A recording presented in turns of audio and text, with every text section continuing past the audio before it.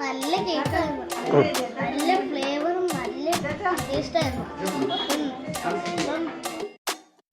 അമ്മാമ്മയുടെ ബർത്ത്ഡേയുടെ cake super ആയിരുന്നു. കഴിച്ച cake വളരെ രുചിയുള്ള കേക്കായിരുന്നു, നല്ല സോഫ്റ്റ് ആയിരുന്നു. കെവിനെ പോലെ തന്നെ ഇരിപ്പുണ്ടായിരുന്നു. ബ്ലാക്ക് ഫോറസ്റ്റ് ആണെന്ന് തോന്നുന്നു. കേക്ക് കൊള്ളായിരുന്നു, നല്ല ടേസ്റ്റ് ഉണ്ടായിരുന്നു. നല്ല കേക്കായിരുന്നു, നല്ല ക്രീമി ആയിരുന്നു.